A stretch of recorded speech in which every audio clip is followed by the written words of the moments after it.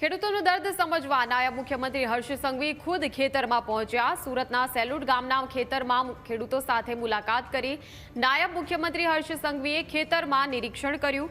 ખેડૂતો સાથે સંવાદ કરતા તેમની વ્યથા જાણી હતી। હર્ષ સંઘવીએ દક્ષિણ ગુજરાત ખેડૂતો પાસે વિગતો મેળવી હતી। ખેડૂતોના પાકને થયેલા આર્થિક નુકસાન અંગેની સમીક્ષા કરી।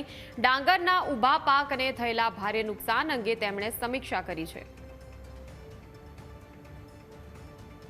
હું આજે સુરત પહોંચતાની સાથે જ વહેલી સવારથી દક્ષિણ ગુજરાતના વિવિધ જિલ્લાઓના ખેડૂતો જોડે મારે મળવાનું થયું છે।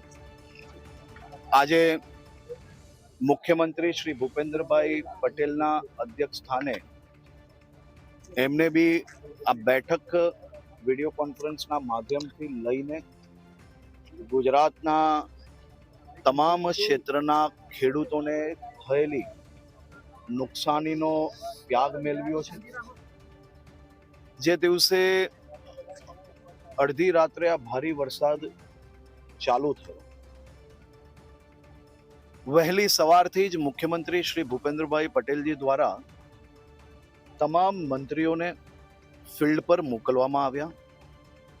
તમામ વિભાગોને એમને ત્યારે જ સૂચના આપી કે વધુમાં વધુ ખેડૂતોની સાથે રહીને કઈ રીતે મદદગાર થઈ શકાય તે દિશામાં કામગીરી ચાલુ કરી।